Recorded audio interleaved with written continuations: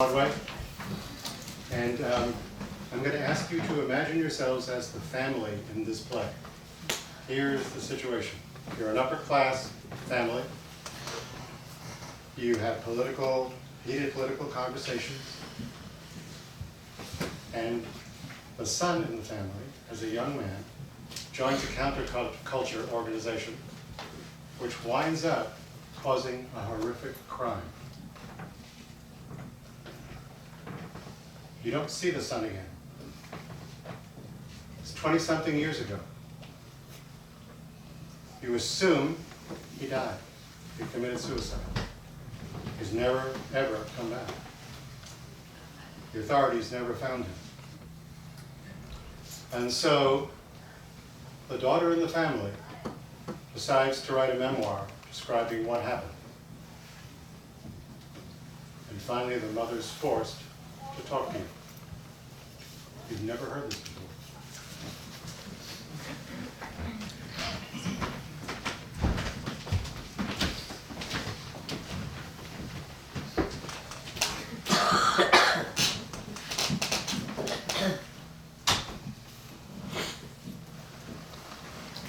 It all comes out.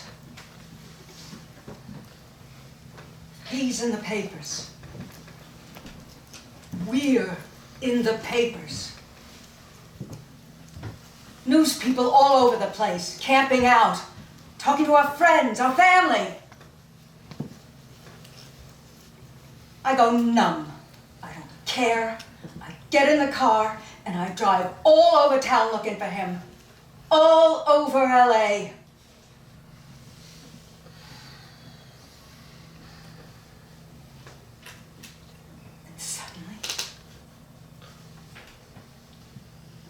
There he is. Somehow, he remembered that once a week I volunteer at the Actors' Home. I was reading Dickens to ancient actors, most of whom were deaf and blind. And I'd come out to the parking lot, and there he is, sitting in the back seat of my car.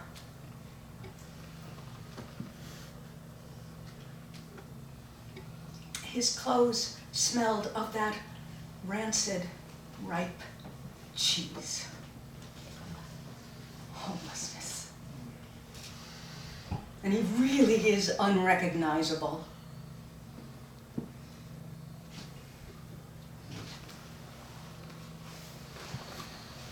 It's a straight shot up. You could do it in 3 days if you drive all night, stopping only for coffee and donuts. Coffee.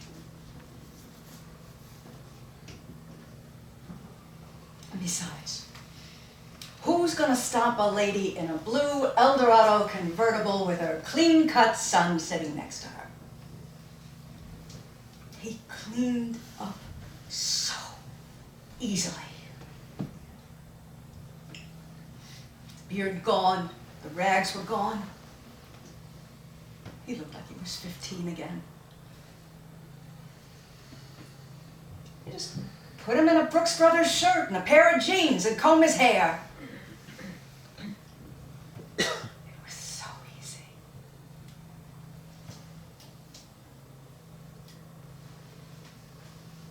At first he didn't talk. Almost at all. And then he started, almost entirely self-deluded, until finally he just cried. I have blood on my hands now. Everyone here has blood on my hands.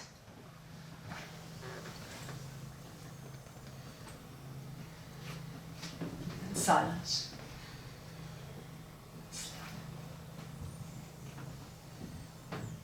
So easy. You could just cross over like day trippers, really.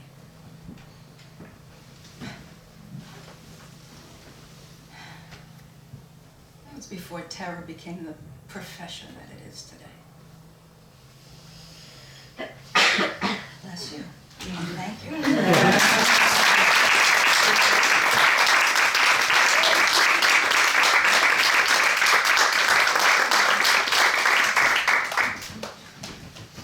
So what if the most minor characters in a famous play could become the major characters in another play?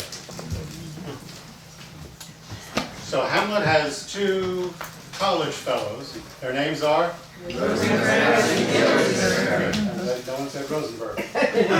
Rosencrantz and Guildenstern become the major characters in a Tom Stoppard play called Rosencrantz and Guildenstern Are Dead, except they're not yet. And in Tom Stoppard's wacky, wonderful existential play, they're the main characters, and every once in a while, in the background, there's someone called Hamlet, Claudius, and Gertrude, who run by briefly. And Rosencrantz and Guildenstern are waiting and waiting, literally waiting in the wings for something to do, to be told what needs to happen next. They've got a lot of time on their hands. Rosencrantz, being the great philosopher that he is, also the great absurdist that he is, has been really pondering something he needs to discuss with you. Okay? And I'm going to ask you in this case to actually answer him in a word, yes or no, depending, because we have to solve this one together. Okay, Rosencrantz.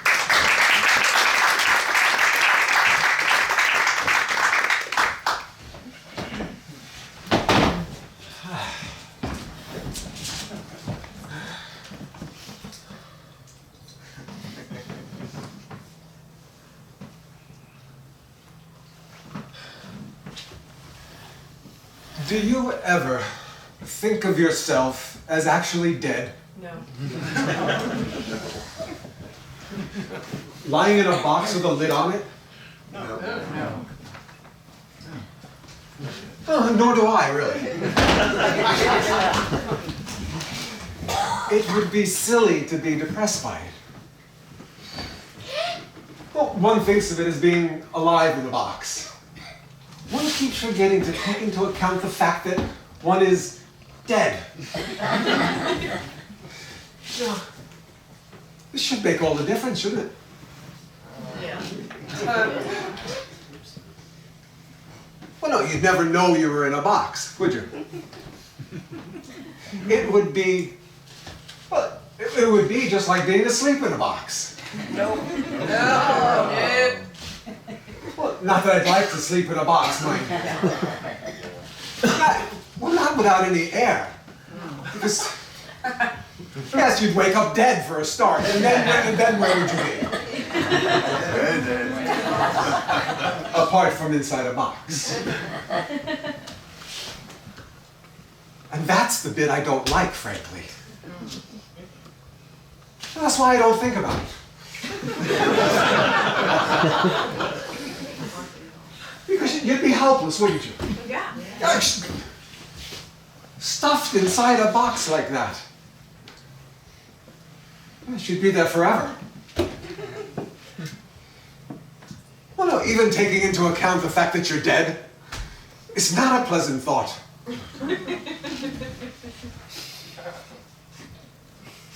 Well, especially if you're dead, really. Hey, ask yourself. If I asked you straight off, I'm going to stuff you in this box right now. Would you rather be alive or dead? Alive. Well, naturally you prefer to be alive.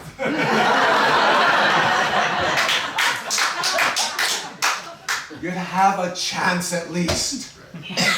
You could lie there thinking, well, at least I'm not dead. In a minute, someone's going to rap on the lid and tell me to come out. Hey you, what's your name? Come out of there.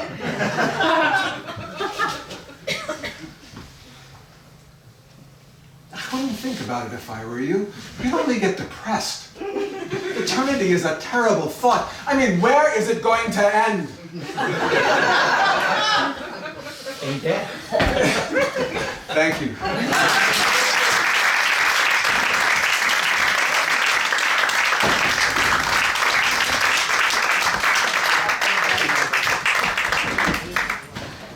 Any card players? Yes. Yep. You play cards? Yes. Yep. Anyone play gin? Yeah. All right, don't watch this gin game too closely. Nevertheless, this is the play, The Gin Game, which originally starred Jessica Tandy and Hume Cronyn in 1978, also a Pulitzer Prize winning play. And we've got Weller and we've got Fonzie in the nursing home. They've never met before. Weller has taught Fonzie how to play gin, Yes. but here's the problem. He's never won a game. But I think this could be the one.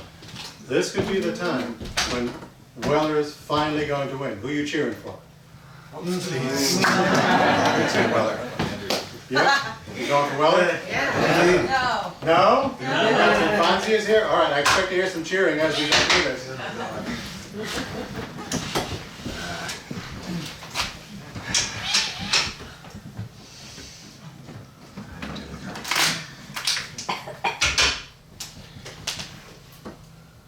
We'll play one hand, and you play to win, goddammit. Don't you worry about that, mister. All right, well, this is it. This is the game. So deal.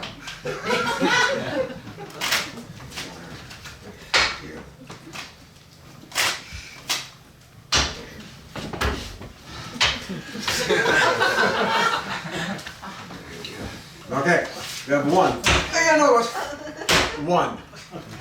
1, 2, 2, 3, 3, 4, 4, 5, 5, 6, 6, 7, 7, 8, 9, 8, 10, 8, 9, 9, 10, 10, and 11.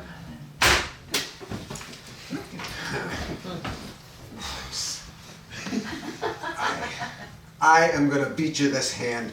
My God, I am going to beat you. I don't know what makes you think you're going to do any different ever before. Don't you get smart with me? Oh, I'm not getting smart. It's the truth. If you played so well, you would have beat me a long time ago. Just shut up, goddammit. I will show you who is going to win. You just concentrate on your cards.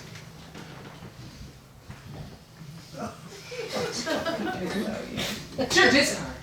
Oh, I know it's my discard. Okay.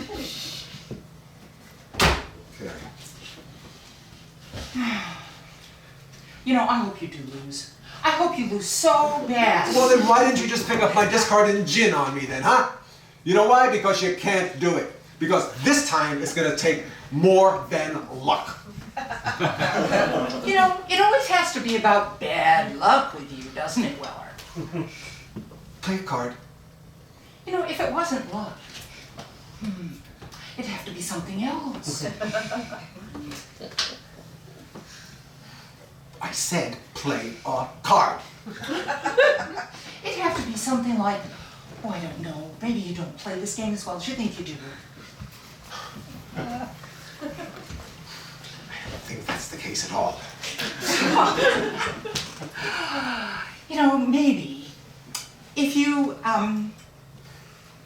if it wasn't bad luck, it'd have to be bad judgment. Like when, if it wasn't bad luck with your business partners,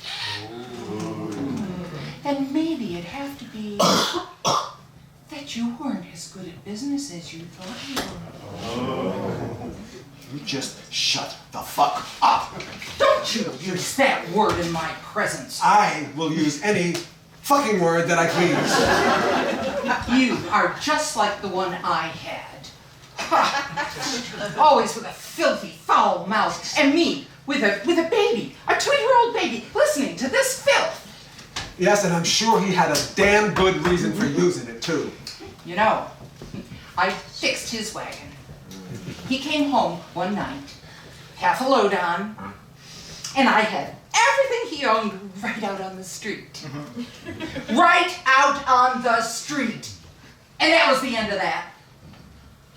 I would have knocked your damn teeth in. Yeah, well, I would have had you in jail so fast, it would have made your head spin. Bullshit.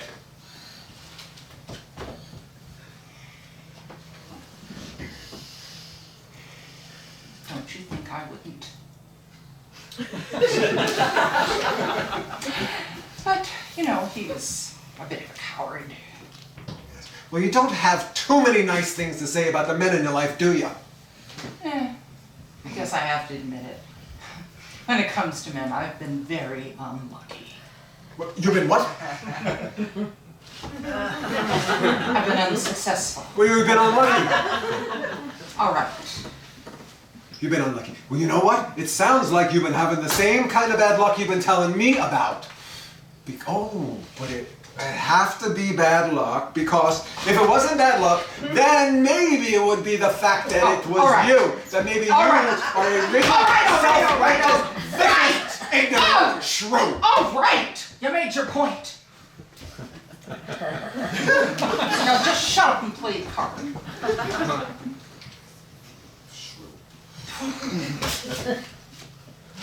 Damn it. This is one of the ones you need. This one. And I have to give it to you.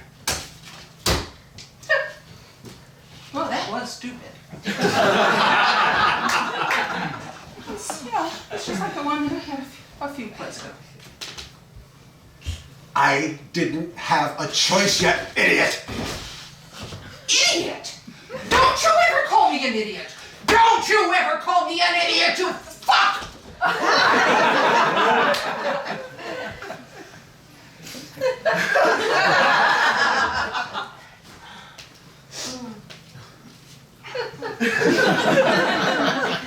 I have never used that word in my life. Play a card. I already did. All right.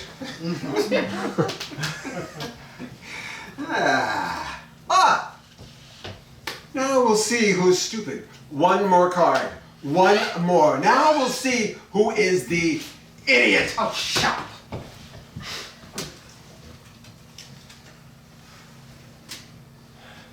All right, one more. Now you be there. Be there.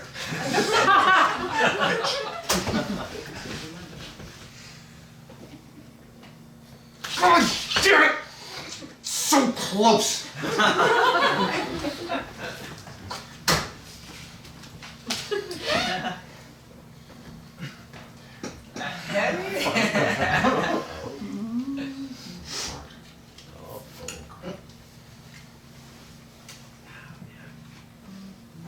Now we're talking. Let's discard the fucking card. Come on.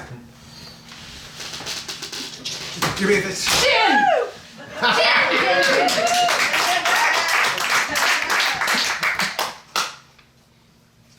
Gin. Jin. Jin. Gin. Jin.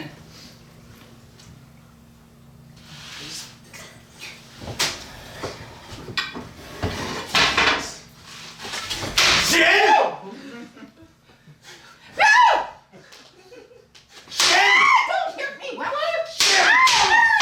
Nurse!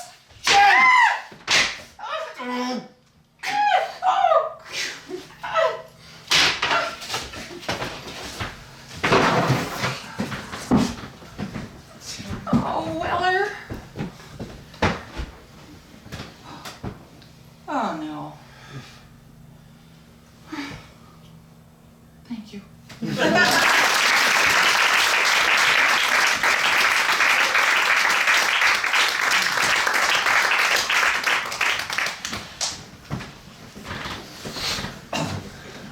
All right, let's date ourselves now. That means, how about the days in school for those of you who went through this, where you had the nuclear bomb drills? And yeah, oh yeah, yeah. What, yeah, go ahead. What do you have to Under do? the desk. Under the desk. What was the purpose of going under the I desk? have no idea. No, what else? What else? What'd you have to do? Duck and cover. Duck for cover, right? Right, remember those drills? Okay, well, it turns out that Kathy has the solution for you in case of nuclear attack. And we go back to the early 1960s to a very famous British review sketch called Beyond the Fringe. Yes, you know Beyond the Fringe? Which gave birth to That Was the Week That Was, Monty Python, etc., etc. Okay, and this wonderful old sketch, you are about to learn what you can do to save your life in case of nuclear attack. You are in her classroom. Okay? Make sure you learn your lessons. Please respond to her verbally as well.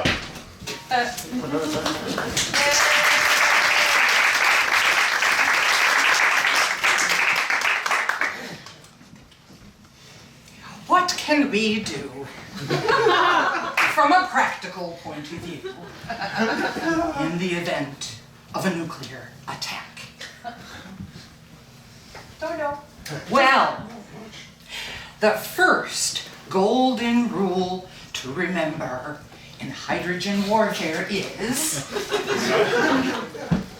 to get out of the area where the attack is about to occur. Get right out of it! Because that is the danger area where the bombs will be dropping. Get right out of it. Oh, get right out of it. Because when you're out of it, you're out of it. But when you're in it, you're really in it. Yes. But if you are in it when the missile explodes, don't move. Stand absolutely stock still. Well, not under a tree, of course, because that can be extremely dangerous. Now, what can we do about radiation? Oh, I hear a few worried groans. Oh, there's a lot you can do about radiation. Well, once the dust settles.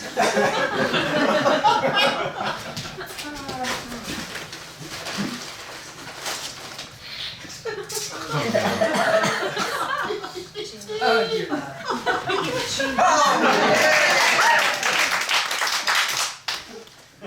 You can jump into a brown paper bag.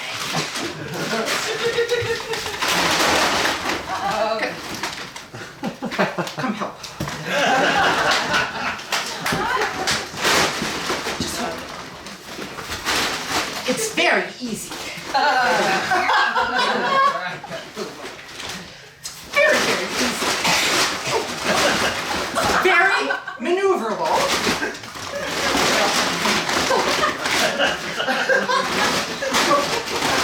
Very much.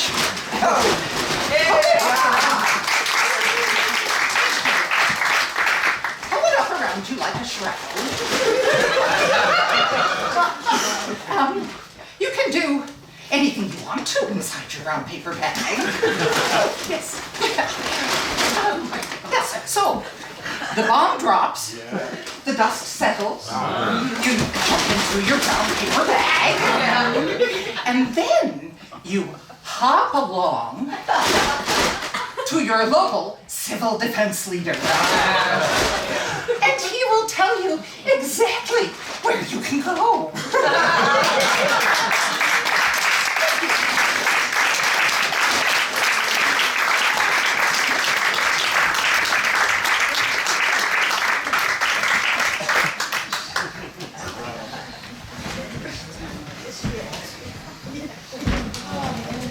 See all the duct tape marks on that bag? You get an idea of how many times you rehearsed that?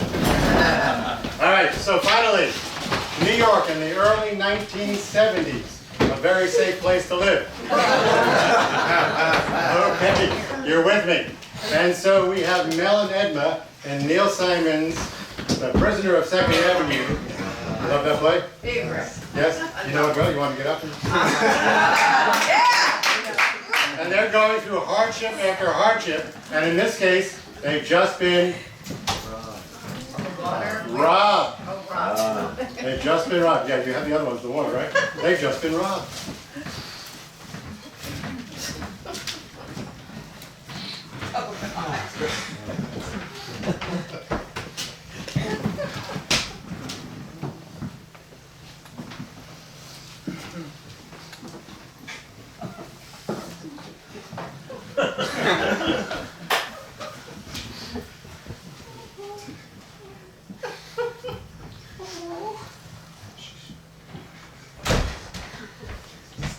happened here? Why is this place such a mess?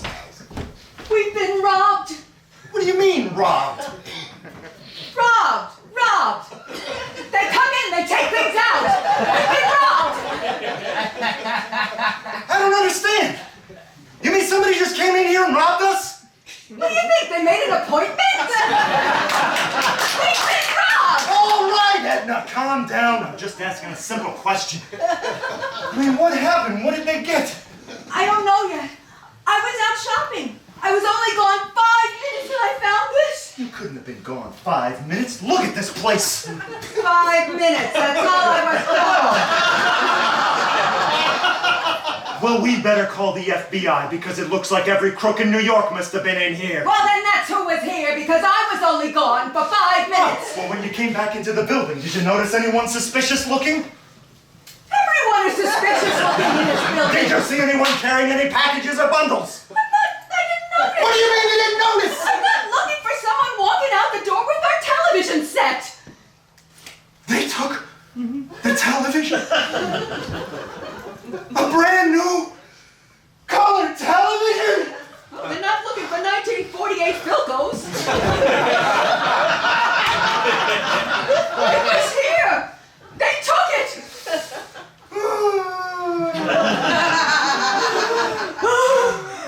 I can't get a breath. All right, sit there. I'll get you a drink.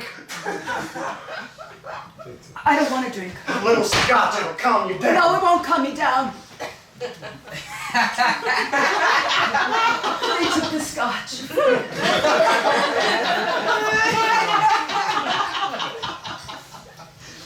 All the scotch? All the scotch.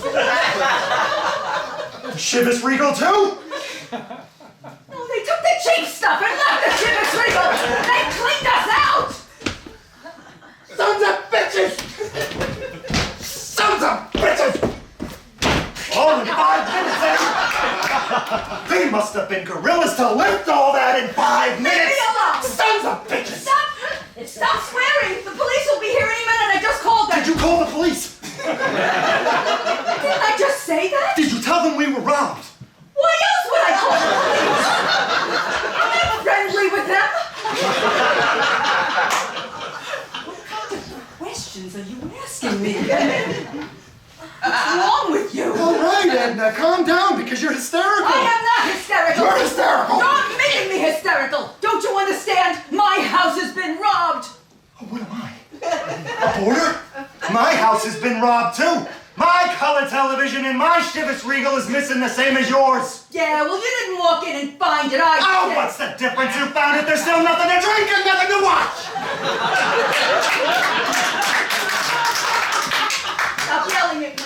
I'm just as upset as you are. I'm excited too. Let me get you a Valium. It'll calm you down. No. Take one, you'll feel better. No, I won't. Why are you so stubborn? I'm not stubborn. The Valium. They took the Valiums? The whole medicine chest. Valium, aspirin, Seconals, shaving cream, toothpaste, razor blades. Oh. You want to brush your teeth? They left your toothbrush. I don't believe you. I don't believe you. Dirty bastards! I hope they die! I hope the car they stole to get away in hits the tree, turns over, burns up, and they don't die!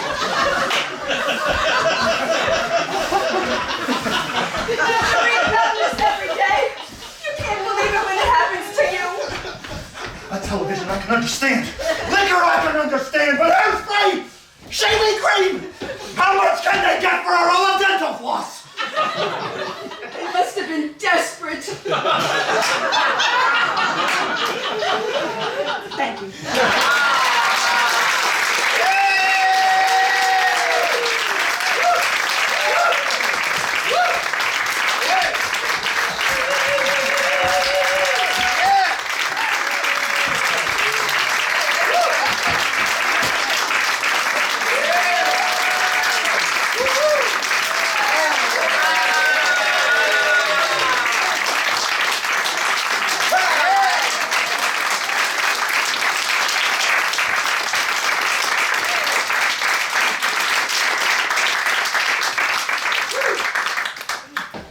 Thank you.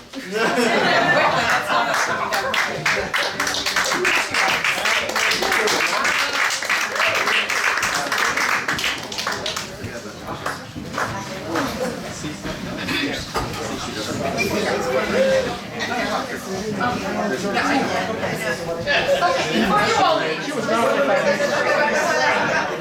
Whoa, sorry. Before you all leave. Alan? Alan. Come on down.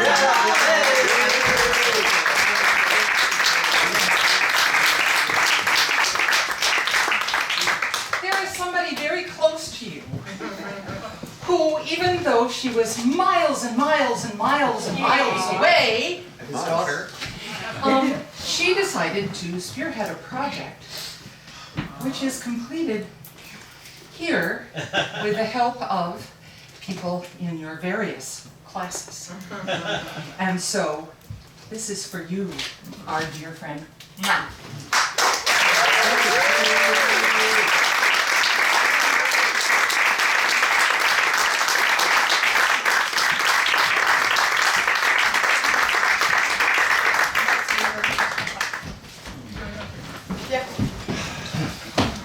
Those of you, you know all of us in one shape or form. And over the many years, I am sure, you have heard either our names mentioned or definitely we would be mentioning the Master, who could, with 2 words, change everything we were doing. And you mean the world to us. This class has meant the world to us. And we love you.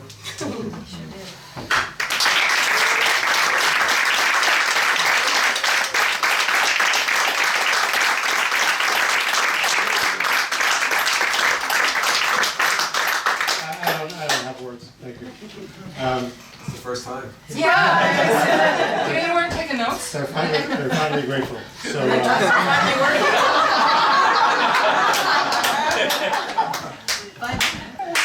I'll follow your request from the other day. Yes, please. Okay, so come on up here with me. So, no, just stay right here. Don't crowd. Towards the end of The Tempest, the famous words of Shakespeare. I'm going to ask you to do these with me. I'll say the first phrase, you answer it back, second phrase, answer it back. These have been used many times on occasions like this, and it's always perfect. So, I'll start, you follow me. Our revels now are ended. Our revels now are ended. These our actors, as I foretold you, These are actors, as I foretold you, and are all spirits, and are all spirits, and are melted into air, into thin air. that are melted into air, thin air, And like the baseless fabric of this vision, and like the baseless fabric of this vision, the cloud-capped towers, the cloud-capped towers, the gorgeous palaces, the gorgeous the palaces, solemn temples, the solemn the temples, great globe itself, the great globe itself, yea, all which it inherit, yea, all which it inherits, shall dissolve. shall dissolve. And like this insubstantial pageant faded, And like this insubstantial pageant faded, leave not a rack behind. leave not a rack behind. We are such stuff We are such stuff as dreams are made of, as dreams are made of, and our little life is rounded with a sleep. and our little life is rounded with a sleep. Good night, thank you. God bless you.